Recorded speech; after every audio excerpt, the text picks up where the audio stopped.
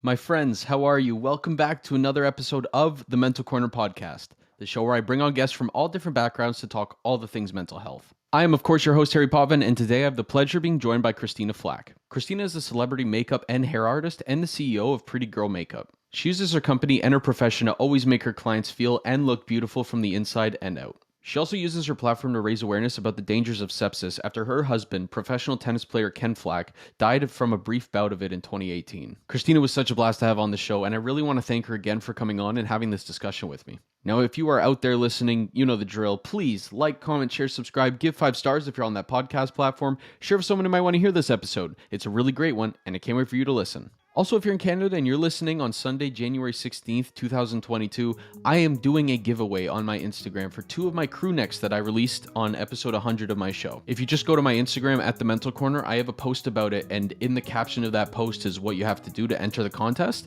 You've got until next Friday, so be sure to enter that if you're Canadian. And to all my listeners overseas, we will do a giveaway soon, I promise you. That's enough from me today. Please enjoy the episode, and I'll talk to you all very soon. Peace.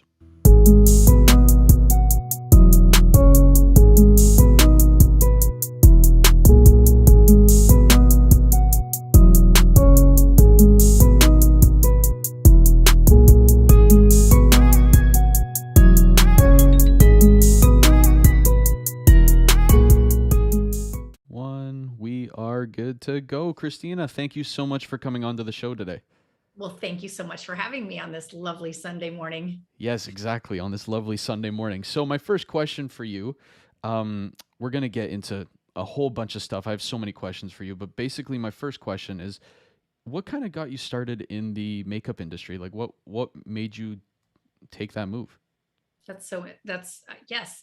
So when I was a young girl, my mother was incredibly beautiful, but she was diagnosed with brain cancer. And she had a 1% chance to live 1 year. And thank goodness she lived 13. But the chemo and radiation, took away her hair, her skin was discolored. And so she was going on a date with my father. And I said, "Oh, Mom, let me just do your makeup." And I have no idea why I said that, but I just got whatever products she had. And there weren't many, but I miraculously made her look and feel so much better. And that made me feel so great to make someone else feel great and look, have this instant change with just a few beauty products. And I just had always kept doing that throughout my, teenage years. And as I got older, and I did weddings and, what else did I do? Anything that anyone needed a makeup artist, I would do. I met with some photographers, and then a couple of my projects had been published. And I got an agent, and it just kind of went from there. Just kind of took off. It kind of took off. Yes. I love that. So you have like this, I was looking up stuff about you, and you have this huge list of clients that range from all these different backgrounds and so many different people. Now, does your process for making them feel beautiful inside and out, does that differ between person to person, or does it kind of relatively stay the same? It's pretty much the same, even if it's a man or a woman, it doesn't really matter. I start with their skin. I normally will massage their hands with some hand cream and some aromatherapy oil to kind of get them in a nice place. Oftentimes, if I am dealing with men that are not comfortable in front of the camera or haven't had a makeup artist, they're a little uncomfortable / nervous. So I want to make them feel comfortable. Part of my job, besides making someone look good, is that they feel good before they get out on the camera, because the camera doesn't hide anything. It actually makes things look, if you're not in a good mood or you're angry or you're sad or whatever, it's going to show on the camera. So it's really important for me to know how to get my client in a good mental place, as much as I can. Obviously it's their journey and how they're going to do it, but I try to keep things calm and pleasant, and so they go out and they can do what they need to do. No, I love that, because I think, well, this is something that I dealt with for so long, is that I always focused on how I looked outwardly as opposed to inwardly, and then that inward stuff kind of ended up showing up, so it was counterproductive. But I think a lot of people I know anyway, neglect the whole inward process. That's true. And it's so interesting. We don't even realize how much our moods show on our faces and in our eyes. And it is an interesting thing about our inner. We think we can bottle it up or shove it down and just, oh, I'll deal with it later. But unfortunately, these feelings and they're there and they're not going away until they are dealt with. Yeah. Yeah. You can pull it off for like a day or two and then it just kind of explodes Yeah, out. it just escalates and keeps growing and growing and growing. And it's one of those things where if you don't deal with it, it just keeps coming up again and again and getting bigger and bigger until you do deal with it. Right. Yeah, exactly. So do you have a favorite client that you've had so far? They're all my favorite. Yeah, safe answer. Safe answer. I like that. Whoever I'm working, you know what? They all are incredibly special to me. I get really, you spend time with, these people 12, 14 hours a day for, days on end or repeatedly, and you get very close to them. It's like being at camp. But a few that Isaiah Washington, Roger Lodge, Tyler Florence. I've been working with him for, my gosh, 15 years.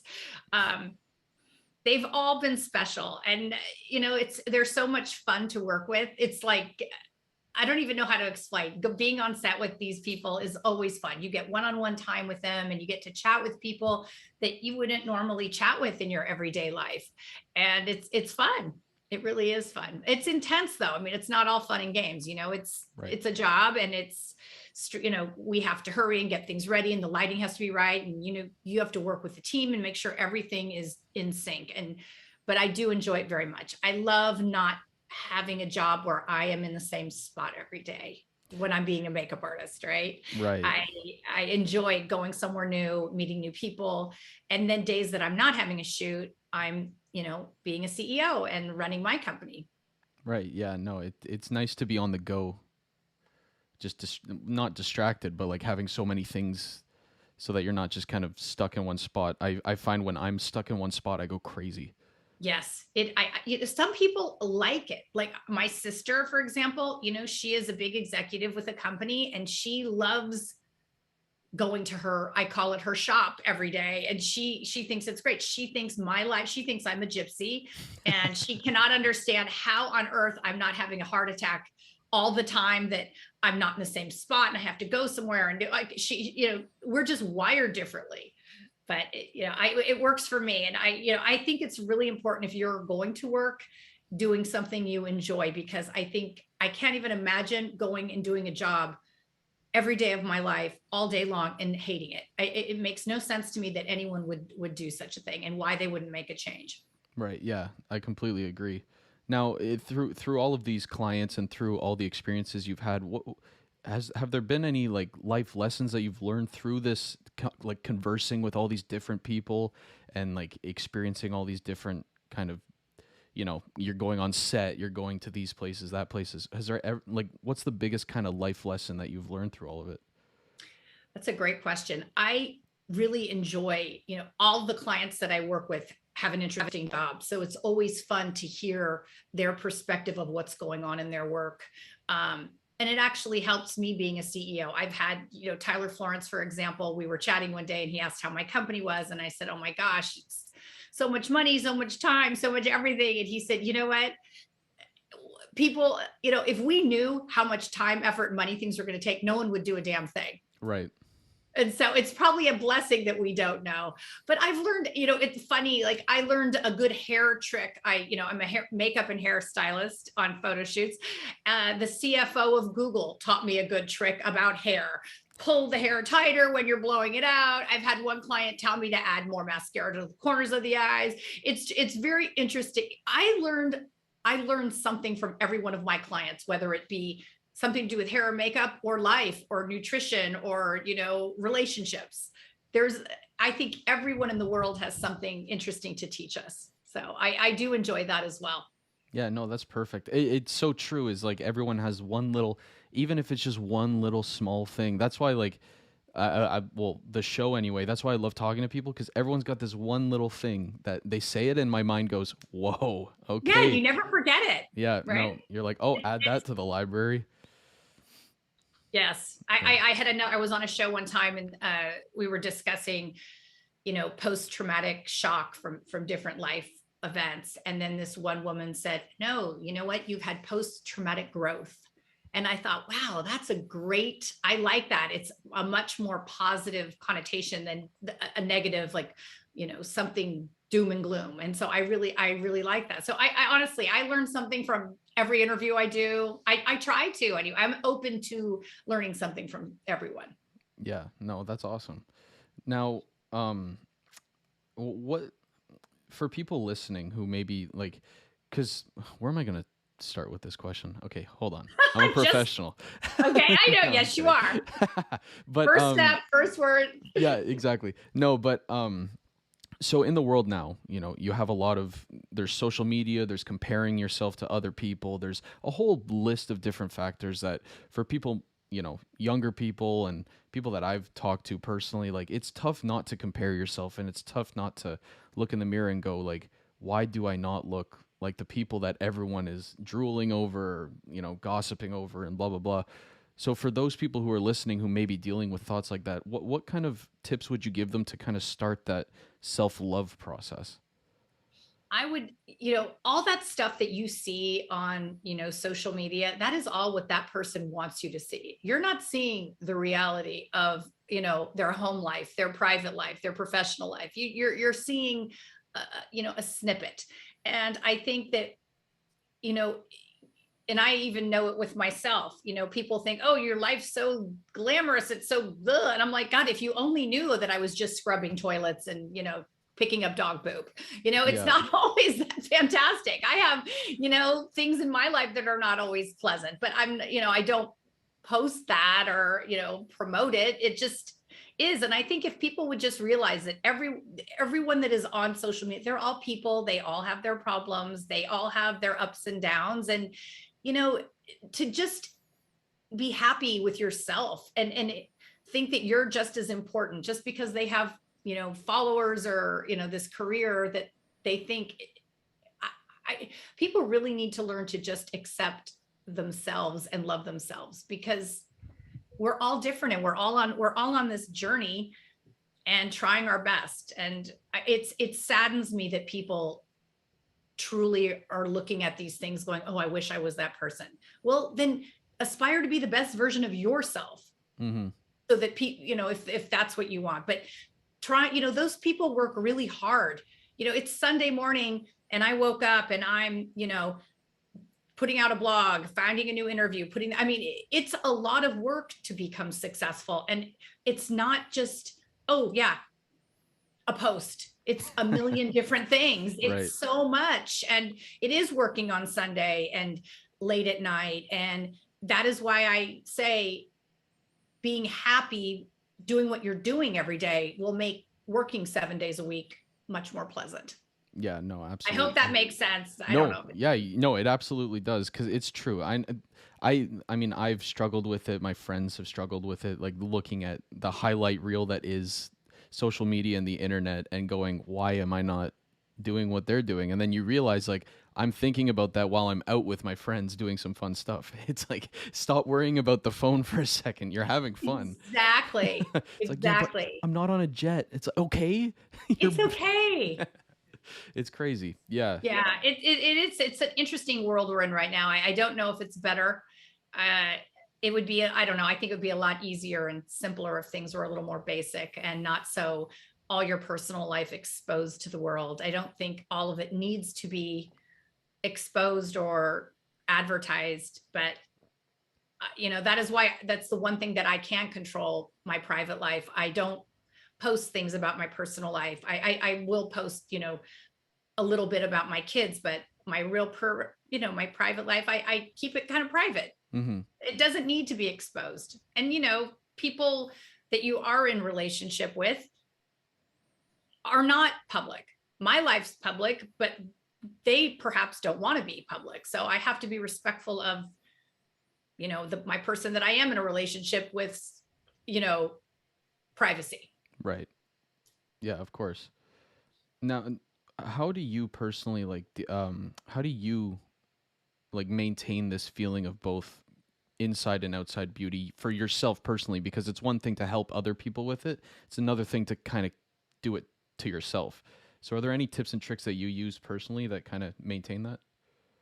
I think getting a lot of rest, exercise. I say a lot of affirmations every day. I eat very well. I wake up and have water with chloroxygen in it. I have a green juice. I eat really well. I'm very disciplined. I exercise every day. I try to be grateful for all the things that I have in my life. I just read this fantastic book by Mitch Albom, the guy that wrote Tuesdays with Morrie. Mm-hmm. It's called A Stranger in a Ship or on a raft or something. But it goes about that, how we think, we just being grateful for the things that we have and not being sad about what we don't have. That's basically, it's a fantastic book. I recommend it highly. But I think it's very easy to get into this, oh, poor me, why is this happening to me? Instead of being grateful for, there was a line in the book that said, why did my wife die? Mm. And like God is speaking to her and says, why do you think that why don't you be grateful that you had her at all? And, Ooh. and if you look at it that way, and I try to do that with my husband that passed away almost 4 years ago. I wanted 800 years with him and I got 8. And so I really try to be grateful for those 8 years that I had with him. And I'm grateful. And even as a mother, I have 5 children and my children are getting older and they don't need me as much. And, it's so funny. My son, Nikolai, he's in college and I call him every day. I text him. He doesn't always respond. And I just said, Nikolai, you're killing me. And he's like, Mom, I'm in college. No one talks to their mom every day. I'm like, well, you do. Yeah, you're different. You're different. And he said, you know what? I'm raised. My other daughter told me that too. She's like, Mom, we're raised. You did your job, go live your life. And it's hard, but I have to be grateful for how independent my children are and how happy they are and how well they're doing. So it gets a little lonely sometimes when I'm used to having all these kids around and now they're off with their lives, having a great time and, working hard as well. It's not like they're just off on a holiday, but it's different, different phases of your life. I guess what it is, you have to ride the wave of life and just, you go through a time where you have, children at home and then you're going, like right now I have a different phase of life. Like I'm alone a lot more than I normally am accustomed to. So I have to get used to that and appreciate that. It would really be horrible if my kids were home and they were not able to function on their own and they were so dependent on me. So again, Right. I guess gratitude is a very important part of life. Yeah, no, it's better to just say I'm thankful for how it's going right now, as opposed to, oh, can we go back to that right now, please? Yeah. Yeah. Because it won't be like that anymore. No. Yeah. And I think that is where growth comes in, that you have different experiences in life and you're open to different experiences in life and different relationships and people that come in and out of your life. And people come in and out of your life for a minute, a season, a few years, or a lifetime. You just have to accept whatever it is and be happy with it. Yeah. Happiness is a choice. That is one thing I've learned.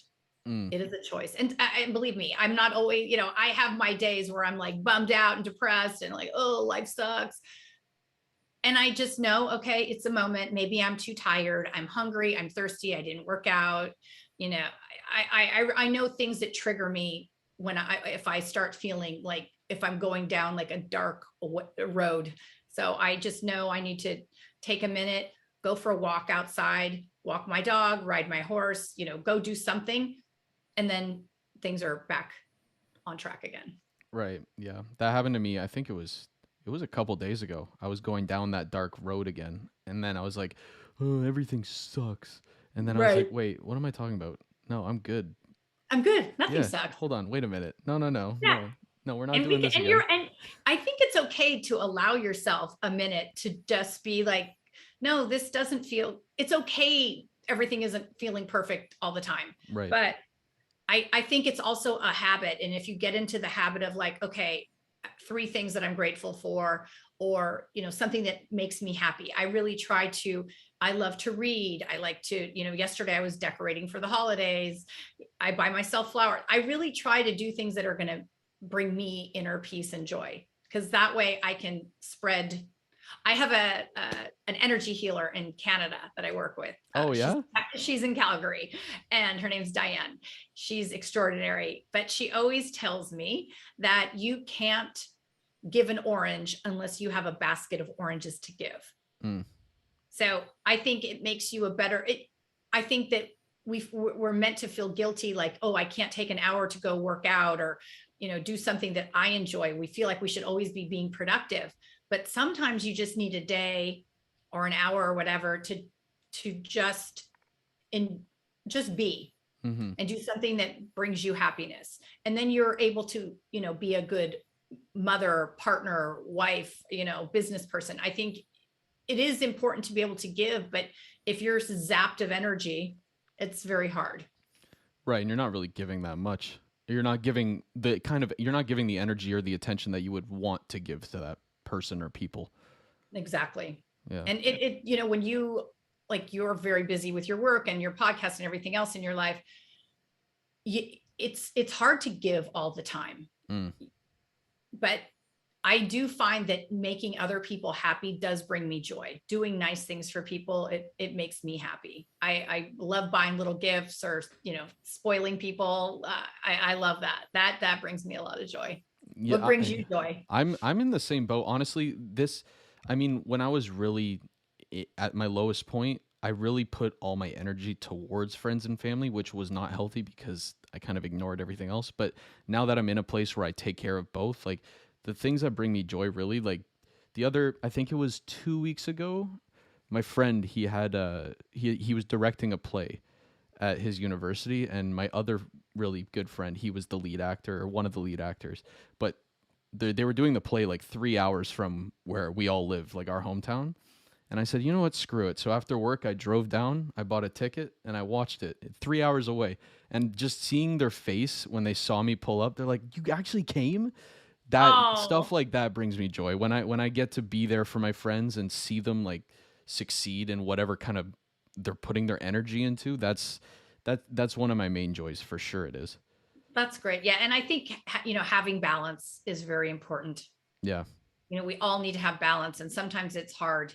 And sometimes if we're focusing too much on others, we need to reel it in and focus on ourselves a little bit. It's hard it's like that surfboard. You're trying to like ride that wave of family, friends, work, personal stuff, and to keep everything kind of even.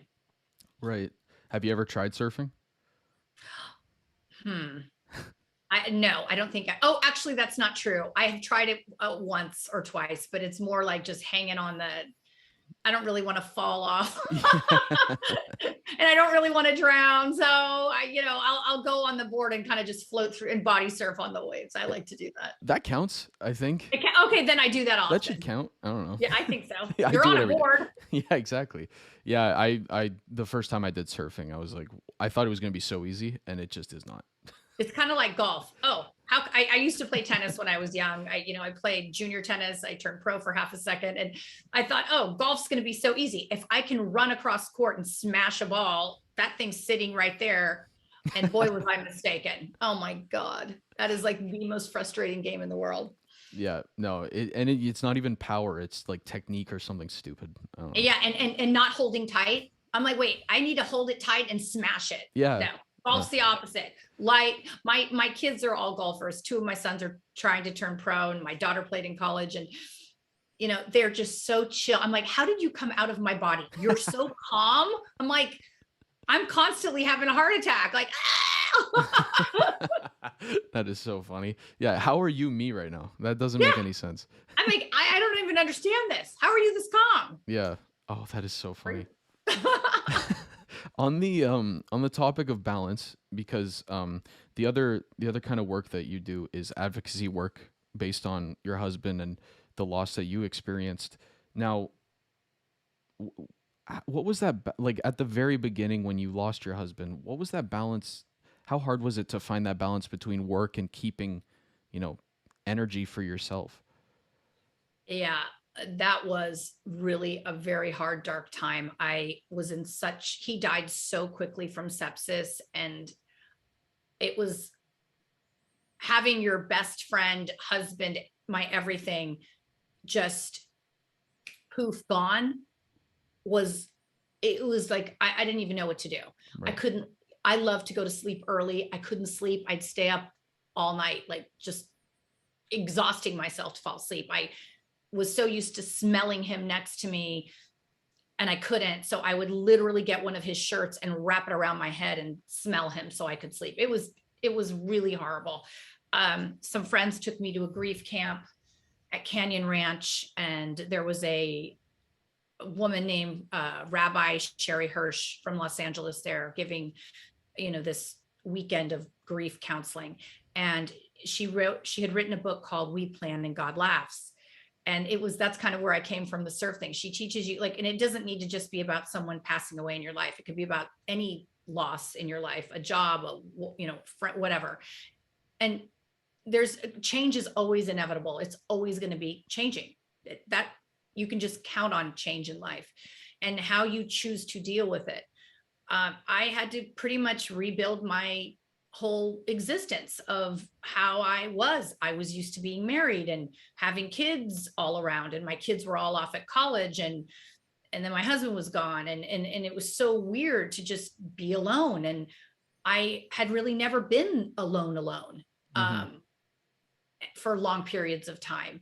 And my son had passed away on Christmas. It'll be 15 years this Christmas. I knew that if I didn't stay super disciplined I started working out twice a day. They were like maybe an hour workout, maybe half hour, maybe it just depended. But I worked out twice a day just to keep my head on straight. I would really try and not get too hungry, not get too tired, not too thirsty, I had to really be nice to myself. And it's so interesting how harsh we are on ourselves, how we would never be that harsh on another human. You would never treat me the way you treat yourself, and I wouldn't treat you, right? And so I really had to tell myself it was going to be okay. And going through that process of grieving is just catastrophic. It's just so intense and big, and time helps. You don't get over losing someone. You learn to manage it. You learn to create a different life. And I won't lie, it was very hard and painful. And there's still days and times that, during Christmas, yesterday, I'm putting things out and I find his Christmas stocking, and that kind of made me sad, but I was like, no, be happy. That was his, you have to kind of brainwash yourself to go, nope, that's okay. Yeah. Because sometimes it's just too hard and painful. So it's a difficult, grieving. I don't think it's healthy to not grieve. I think we all need to deal with grief because it's always going to be there until you do. But I think it's important for me to try and grieve in a positive way. I started for my son, Bo, a garden at the Edna McGuire School in Mill Valley with my friend Lisa Zimmer, who was the principal at the time. And because education and nutrition are incredibly important to me, I wanted my son, Bo, remembered. I didn't want him forgotten. And because people don't want to talk about a baby that died. Right. And so this outdoor classroom is fantastic. That, kids from kindergarten to 5th grade plant seeds, grow vegetables, pick fruit, see chickens, and then they, cook with the food, and they do science projects in the outdoor classroom. So that makes me incredibly happy. There's a school called the Northern Lights School in Oakland, California, that I started a foundation for my son, Bo, and for Ken Flach Educational Fund and the Baby Bo Educational Fund. So I really want children to have great education. So if we can help honoring my husband and my son by raising money, and for children that are underprivileged going to private school, that makes me very, very happy. My son, Ben, who's Bo's twin, for the last 5 years has been playing in a celebrity golf tournament and raising money for his twin and his dad's foundations. And this past October, he raised $36,000. Wow. In one day playing golf, which is extraordinary. But the more extraordinary part is that 3 children will be able to go to private school for a year because of that, which changes lives, communities, and trickling down, hopefully changing the world a bit. So I feel that I don't want to be this grieving widow in a black lace shawl, miserable and making the world terrible. And, that reflects upon my children. If I'm a disaster and I'm miserable and not okay, they're going to feel it, and they're not, and I don't want that for them. I want them to be happy. So I feel that grieving in a positive way is, for me, a better way of dealing with it. But again, people can deal with it any way they choose or Right. not. Right. Yeah. How old was your son, if you don't mind me asking? He was 4.5 months old when he Oh, passed wow. away. Yeah, he was really little. Yeah. When something like that happens, because you have 5 children, correct? Mm-hmm. How do you go about conversing situations like that when your kids are so young? So my kids are a very, like, I think Melania was 13, Rose was 11, and Nicola was like 5, Mm-hmm. and then the twins. I am pretty open and honest. I don't hide things. It was a very difficult time. I started taking sleeping pills during the day just to like numb myself. My marriage to my kid's dad ended, which was very difficult, but we got through it, and we're still a family. We still co-parent, and he and Ken were really great friends, and the three of us were wonderful parents together. My kids were really blessed to have two dads that loved them and spent time together. I think just being honest with your kids. It's so funny because we give these lectures to our children. I don't know if you have any children yet, but I don't. My mom is very okay. disappointed, but no, I don't have any yet. Okay, well, one day. One day. I thought that giving lectures was, not lectures but talks on don't doing drugs, don't do alcohol, work hard, all that stuff. I thought that was kind of like what we're supposed to do as parents. But it was so interesting. My daughter Rose had said to me a few years ago that my lectures were quite useless, but my example of how my work ethic, how I treat people, how I deal with things, how I try to be positive was much more impactful to her. And so that was really interesting to hear, that I really did not know how much my actions reflected upon myself and on my kids, that they really do look at every little thing you do. And that was, I've had kids forever, and that shocked me. I really was blown away by what she had said to me. So Right. thank goodness that she said, we've never seen you drunk or high. I guess they missed that part when I was taking the sleeping pills when their brother died, but Right. Yeah. or I hid it well. Yeah. Maybe I just was quiet and they liked it. They're like, oh, she's chilled out for a minute. It's being a parent is a great thing, but it's 24/7. It really is. Yeah, right. And then as a kid, you're looking up to your parents and you're like, you guys, you could have done this better. You could have done that better. Then you get into that position. You're like, oh, oops. Yeah. I think once you start having kids and know that you really are trying your best, I've told my kids, look, I'm not perfect. I have really tried my best to be a good mom and teach and influence and be a good person. I think you start kind of being a little softer on your own parents once you have your own kids and realize how hard you're trying, knowing that they're sometimes from a different era and a different background on how they parent, being a little more forgiving.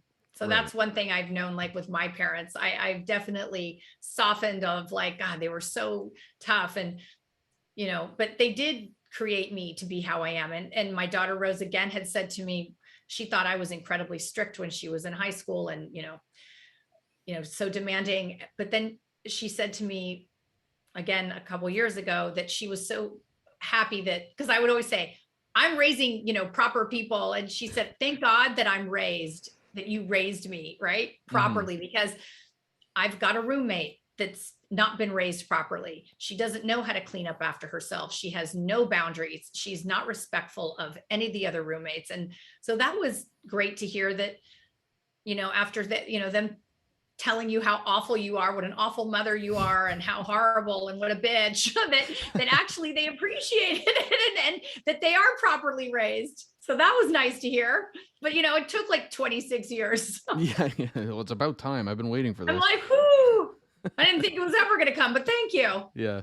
I did the same thing with my dad. When I was a kid, I would do summer jobs, and every time I'd get a paycheck, he's like, give me half. And I'm like, why would I give you half? He's like, because I'm the government. And I was like, come on. And so all through high school, I was like, I hate my dad. Why is he taking my money for no reason? And then when I turned 18, he had a savings fund for me with all that money. And he's like, you're welcome. I was like, damn. You're welcome, you brat. Yeah. I was like, oh shit, thanks. Yeah, but I'm wondering, wouldn't it would have been better for you if you would have known that he was saving it for you? Because you thought he was just buying groceries. No, I didn't even know what he was doing with it. He's just like, I'm the government, give it. And I was like, well, I guess this is the lesson, that I'm gonna have to pay taxes eventually. Yeah, but I don't know. Or is it half in Canada? I don't know. No, it's not. It's not. That's just my dad. I don't know why he did it. Oh my God, that's hilarious. Yeah. But how great. I know. I mean, I was happy when I was 18. Yeah, because you probably wouldn't have. Well, that was a really great lesson to know that. I don't know. I wonder if it would have been better if he would have told you, like, hey, I'm putting this into account and you're going to have money when you're 18 saved. Probably. It might have been a little easier. I don't know. But Yeah, Dad, if you're listening. Yeah. Yeah, you fucked up. Come on. No, I'm kidding. No, but it'll be interesting when you have a kid, like if you would do that, and how, I think it's an interesting thing, like how we're raised and how we tweak those raising lessons that our parents did. How would we do that to make it maybe a little bit better? And maybe you wouldn't have had such much resentment towards your father. I don't know if you did, but if you had, right, it might have been really great to know, like, wow, my dad set up this account for me to have, and that's great. Right. Yeah. And then I actually, what you just said, I love that. You get all the lessons in life and then you tweak them for the next generation. Right. Yeah, I like that. Nice. Yeah, I do. Okay, there's my one thing. There it is. There's my little boop. Add it to the library. I thought it was going to be a makeup tip. No. Yeah. Well, I need a couple of those too. So back on the topic of grieving, the really fun topic. Sorry, but Much fun. I had this lady come on this year who was talking about how her husband passed away from cancer, and she was talking about finally getting to a point where she could do self-care again, and she could kind of move on in terms of relationships and life in general. Like, she still thought of her husband and everything, but she got to a point where she could move on and not. How long did that take her, if you don't mind me asking? If I remember correctly, it took. I don't want to say it wrong, but it took a year or something. It took a while, a year or two or something like that, and then she was finally comfortable with, doing things. But she told me that in that experience, people were telling her, like, how could you move on? How could you do this? And then she started telling that to herself, and that guilt almost overcame and overpowered the grief. So did you ever experience like guilt in this whole process? And then how did you like deal with it? I think it's really unfair for anyone to judge anyone that's grieving, because and why we have this certain people have a certain expectation of how we should be grieving. And if we're not, then we really aren't missing or loving that person. And that's why I think it's not right. I don't think I was on a hike with myself one day, and I heard my husband saying to me, because he would talk to me, how awful it is to watch, for him being up there and me here, how hard it is to watch me lying in bed at night crying, missing him, and he's not there to comfort me, with a hug or a kiss or something, right? And when I thought about it from that perspective, that's kind of when I made this definite change of trying to do positive things. If I had to look at my husband and my kids and my friends, and they were sad about me not being here anymore, it would make me so sad. It would be torturous to watch that. Right. And so I feel like it doesn't mean I don't miss my husband or my son or my mother or all my angels in heaven, but to just be constantly miserable is not honoring them at all. It's not making the world a better place. It's not making my family and friends, my business partner, anyone happy. It's just creating misery. And I don't think that's right either. So I don't, I did a podcast the other day with this woman, and she was widowed as well. And she was telling me that she had so much judgment. Like, I went to work. I asked my agent called to check on me a couple days after my husband passed, and my happy place, I'm always happy and confident and feel good when I'm on a photo shoot. So I told her, find me a photo shoot. I don't care where, I don't care who, I don't even care if they pay me. I just need to be on set and do a shoot. So 7 days after he passed, I went and did a photo shoot for a lingerie brand, Third Love. And it was very hard. And I didn't realize how messed up I really was, but I got through it. I broke down crying. It was not good, but you don't know how you're going to react when someone dies. You just don't. And you can't be judging others. I don't judge I really try not to judge others, especially when they're grieving. Some people are going to be with the black, scarf on and be miserable. That's how they choose to do it. But I think it's really terrible to be feeling miserable and then also feel judgment from other people. Yeah. Because they don't know. And it's so interesting. If you're, married and your spouse dies, you're happy and you love being married, that's your normal place of feeling good. So I do understand why some people choose to remarry very quickly, because they want to get back to that place of normal, of feeling good again. And them being in a marriage or living with someone, that's how they are dealing with it. I don't judge it. My mom passed away and my dad got married a year later.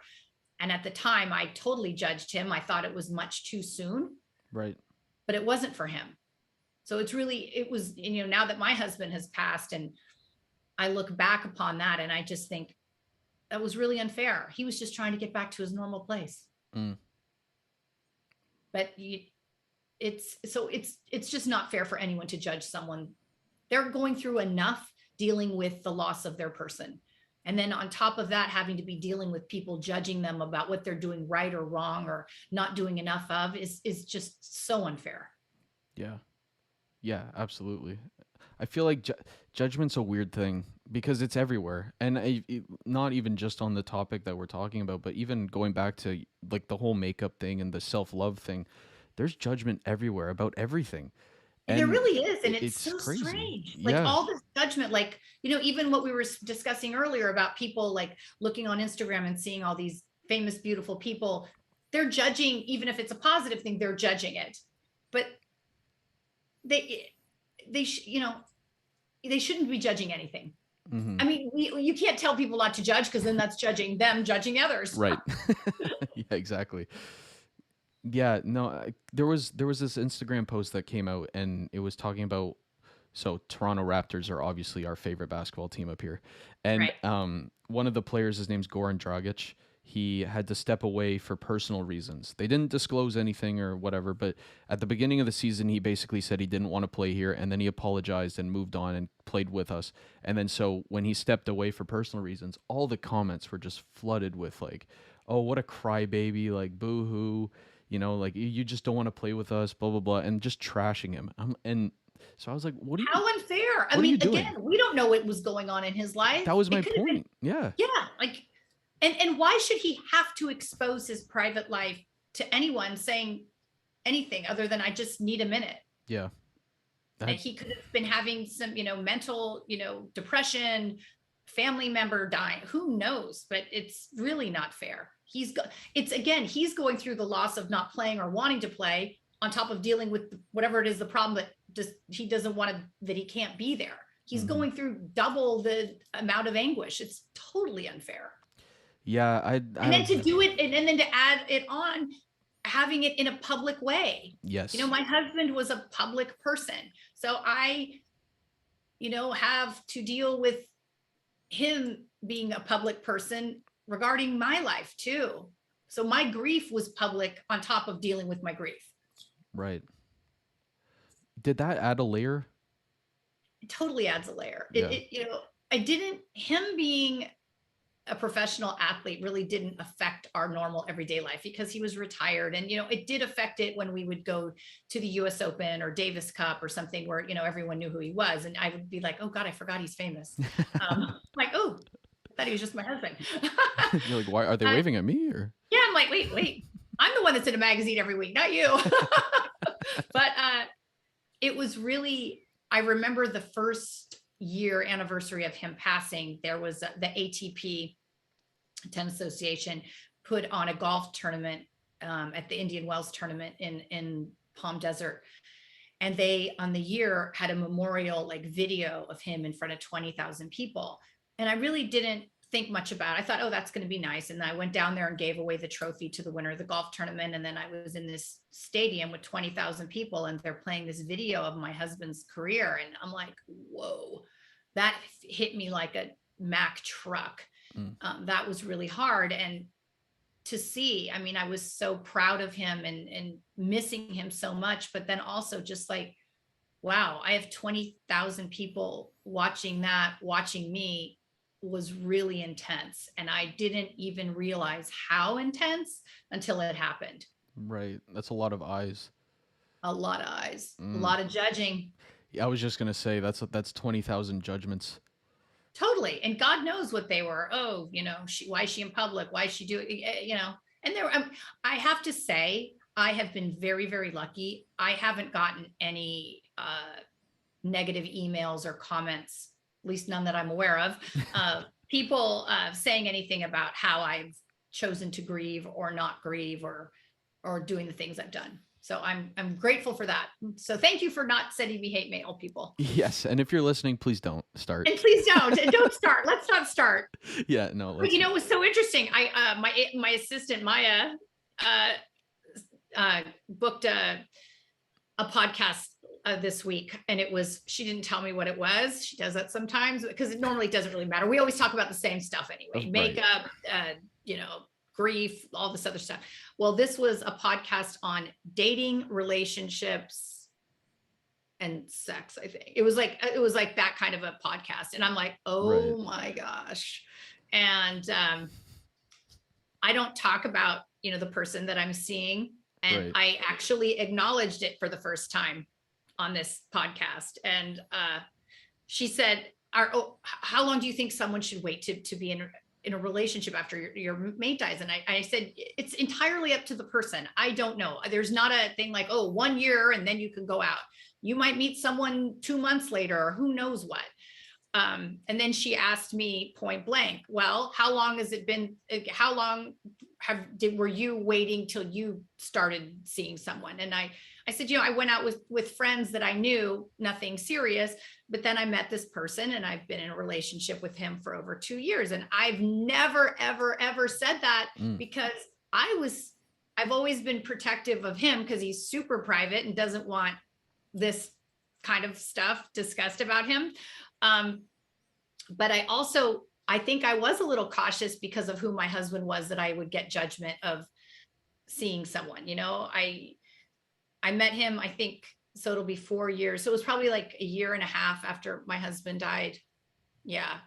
It was almost 2 years when I met him. Right. And I've been with this. So yeah. So anyway, but I have to be kind of protective of him. I can't, I don't post pictures of he and I don't, because I am somewhat respectful of my husband's memory, and people are going to totally judge, even though it's been almost 4 years. I probably think I might get mail from people or notes, and maybe I do choose to avoid it. So that's probably why I don't do it.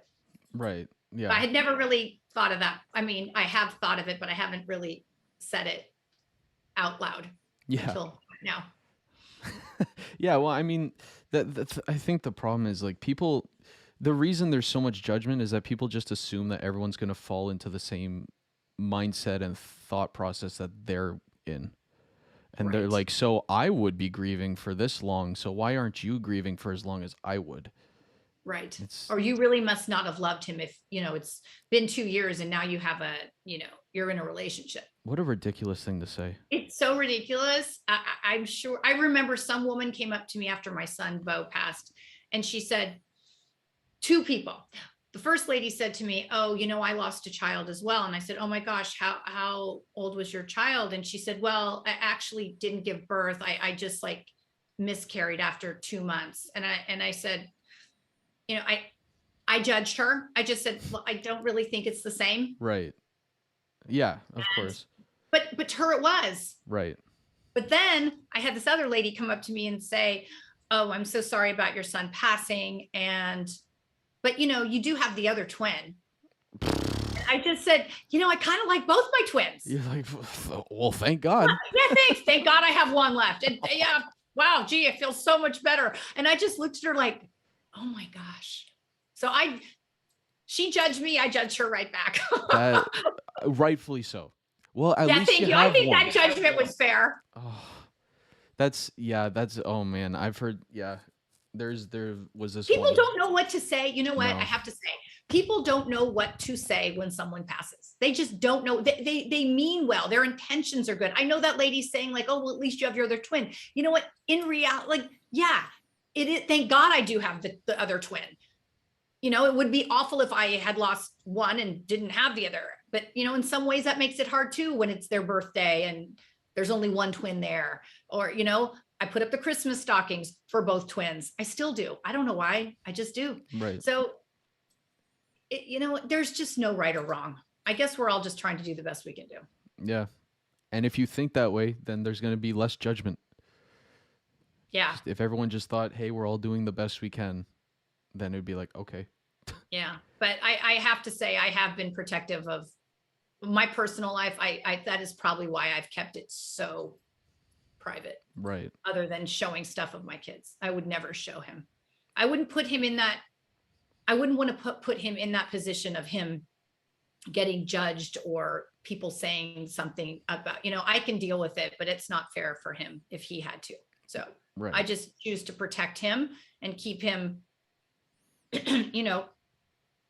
out of this world of mine. this wild, crazy world of yours. Wild, crazy world. No, that's awesome. I love that. This wild, crazy world, that's an understatement. Right. I mean, he's not choosing to go on podcasts and TV and radio. Right. I choose that. Right. I have like my job being a CEO, being a maker, it is public. And me being out in the public, the reality is it helps my career. Mm-hmm. I'm very grateful that I'm able to raise awareness for sepsis and help others. I mean, that's super important too, but that's part of being public and not everyone wants to be. Right. But I am choosing this. Yeah. Right.